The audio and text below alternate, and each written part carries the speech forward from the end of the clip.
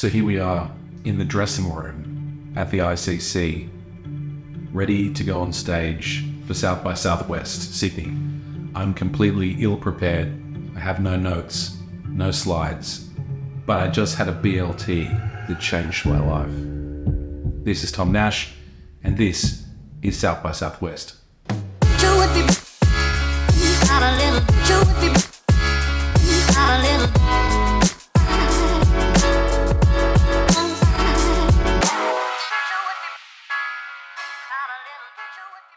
So I stumbled across some footage that I shot at the first ever Sydney South by Southwest, a conference that I was lucky enough to do not one but two speeches at last year.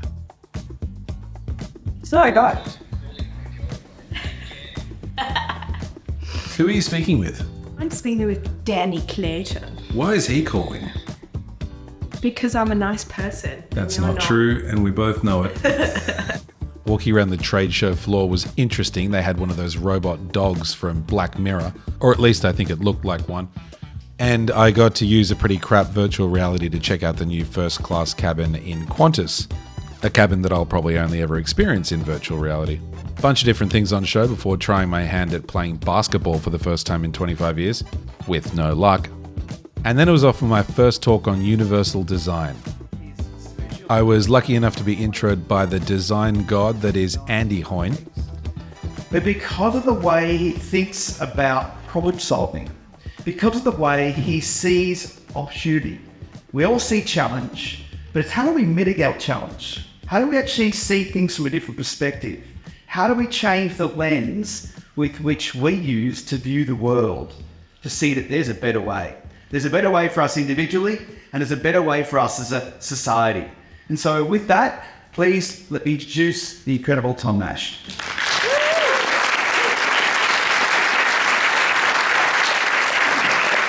Welcome, everyone, to South by Southwest. My universal design talk, for those who haven't heard it, discusses a few different interesting ideas. One being that there really is no average person, and how when sometimes designing for the average person, we end up designing for nobody. Did you know that crash test dummies, up until very recently, were all 5'9" and 77 kilograms? As a result, airbags were actually more dangerous to anyone under 4'11" or taller than 6'3". Anyone here over 6'3"? Dead, all of you. How sometimes when things are designed for people with limited mobility, they go on to benefit the broader population. Lever style taps or faucets, whatever you want to call them. I actually think that these are far more hygienic than the normal, because you can wash your hands and then turn it off with your elbow, am I right?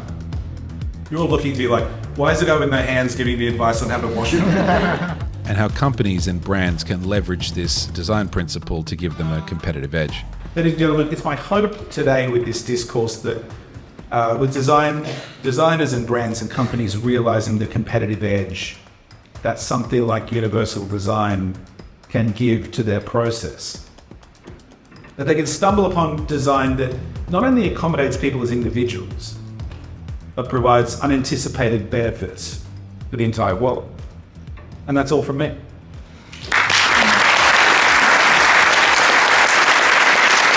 Andy and I were able to sit down for a Q&A afterwards in front of the crowd and chatted about a lot of things, including space design.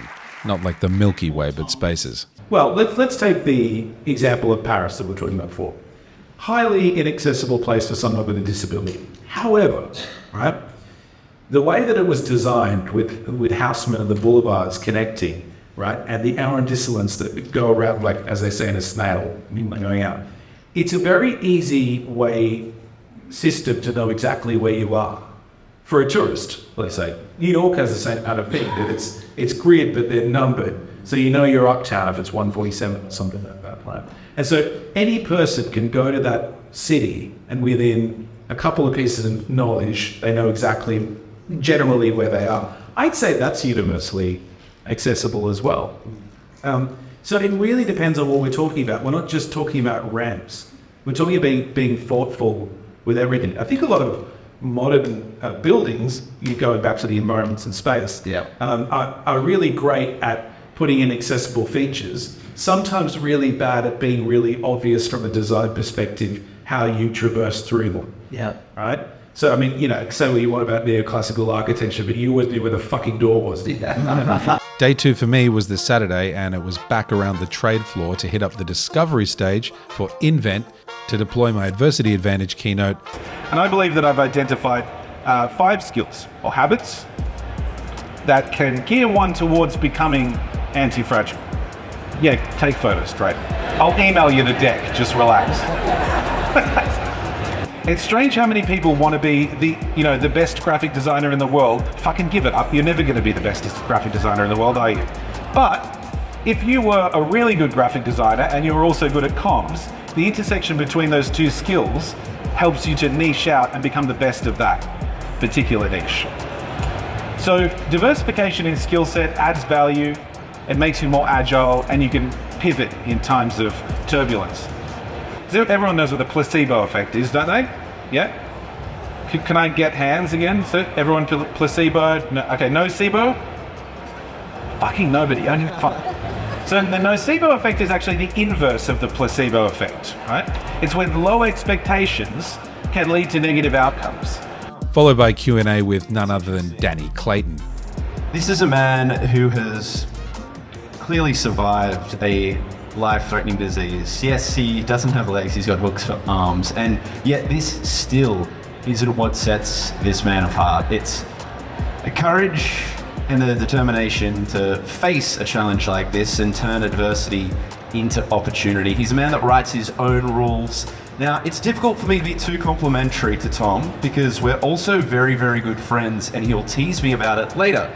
What you do know about Tom is he's incredibly intelligent, but what you don't know is he can be a bit of a jerk. This was a super fun week. I think they did a great job of running South by Southwest in Sydney for the first time. If you're around in 2024, I think it's in August, grab some tickets. And that's all from me.